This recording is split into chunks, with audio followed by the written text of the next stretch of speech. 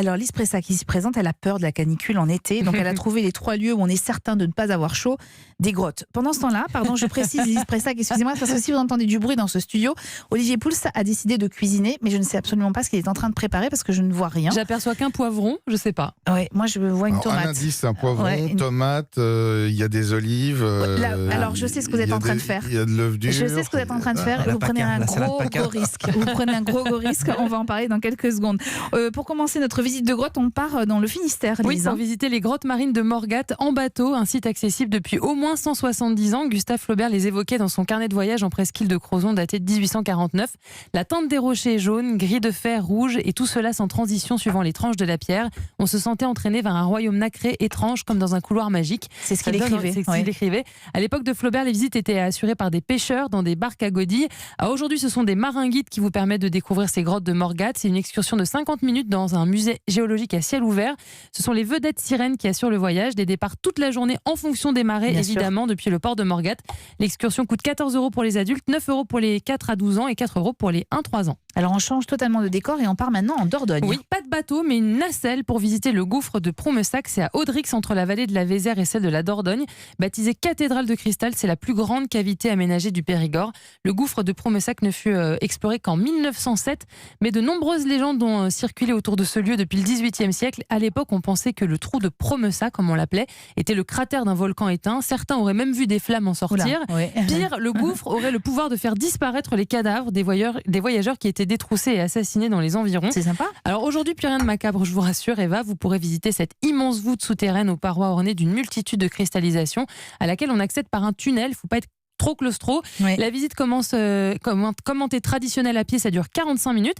Et sinon, je vous le disais, vous pourrez emprunter une nacelle, comme c'était le cas au début du XXe siècle. À l'époque, les visiteurs descendaient 3 par 3 dans une nacelle qui était actionnée par un cheval et qui n'était accrochée qu'à un seul câble. Oula. Fallait pas avoir peur. Aujourd'hui, on peut descendre à 11 dans une nacelle dont le plancher tourne à 360 degrés pour recréer les sensations de l'époque.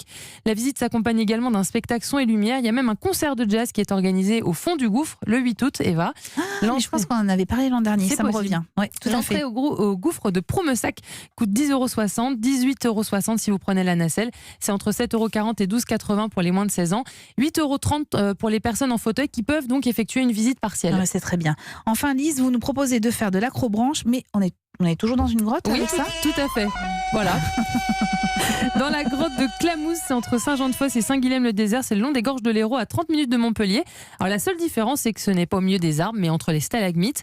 Le C'est Spéléopark sympa, ça, propose 2 parcours sportifs pour petits et grands avec plusieurs ateliers. Il y a des ponts de singes, des tyroliennes. Depuis 2016, ils permettent d'admirer des galeries qui étaient jusqu'ici non accessibles au public, les galeries historiques découvertes en 1945. Alors c'est à la fois sportif et didactique car le parcours s'accompagne d'une visite guidée. 2 formules possibles, la version famille plus tranquille avec une découverte pour Jonathan, ludique mon père. de 2 heures, 32 € pour les adultes, 27 € pour les 8-11 ans, et la version sportive pour vous Eva, si vous voulez crapahuter pendant 3 heures dans Alors, les galeries. Jonathan Lambert est très sportif. Il a couru C'est 2 vrai fois le marathon. Je me trompe ou pas? C'est vrai, ouais, 2 fois le marathon. Et Ouais. vous continuez à courir? Non, je me suis parce que ça abîme quand même pas mal. Je Oui. me suis mis à la natation. Mais ouais, la course a été un moment important. Ah oui, je comprends. Et alors, quel temps? 4h10. Pour mais le premier, alors, pour le premier, c'est pas mal. c'était New York, hein, je le précise parce que c'est pas le plus facile. Ah et non. d'autre part, il y a le décalage horaire. Oui. On peut partir, on part juste 2 jours, 3 jours avant. Donc il y a le décalage horaire et il y a plein de faux plats. Et j'ai mis 4h10. Mais Donc, pourquoi vous vous êtes lancé dans cette aventure du marathon? Ah, ben ça, je ne sais pas. Ah voilà. Non, mais très Non, honnêtement, il y a un ça ne truc m'étonne pas que vous ne sachiez pas. Il y a D'ailleurs, beaucoup de gens comme ça qui ne savent pas pourquoi. J'ai beaucoup couru à un moment de ma vie et à chaque fois je disais je ne sais pas si je cours après quelque chose ou si je fuis quelque chose. Il y a un truc qui est quand même assez absurde dans l'idée de courir. Et surtout la première fois que j'ai fait, donc j'ai commencé à faire des courses, alors parfois c'était des 10 km ou des semis, j'ai été voir un médecin qui m'a fait, donc parce que vous avez besoin d'un certificat médical, qui disait mais moi je comprends pas l'intérêt de ce sport, c'est complètement con, on se fout en l'air, Il ça a pas abîme les tort. articulations. Et c'est vrai quand on y pense, le premier gars qui a fait un marathon, il en est mort. Donc puisque vous connaissez la légende du marathon, c'était un messager qui a parcouru 42 km pour apprendre la nouvelle et qui est mort en arrivant. Donc c'est vrai qu'il y a un truc dès le départ qui donnait quand même un mauvais signal. Alors moi, je crois que j'ai une autre théorie, c'est que je pense que c'est les moments où on est en pleine conscience. C'est-à-dire qu'enfin, on se débarrasse de tout ce qui nous pollue. Non, mais ça, c'est vrai que c'est ce Et que on j'allais court pour chercher. ça On aussi. est dans un état, Ouais. on est sur un nuage, et quand effectivement on dépasse une certaine distance et qu'on fabrique ces endorphines, c'est mieux que n'importe quelle drogue. Ouais. Alors on finit juste, pardon, on vous a coupé, Lise, la drogue, c'est mal, pardon. avec l'acrobranche. Je l'ai dit avant. On peut la visiter, on peut Oui, opter pour une visite On peut aussi classique. une visite classique plus tranquille, 1h30 avec les 2 pieds au sol. Je vous garantis, c'est plus tranquille. Eh bien, merci beaucoup.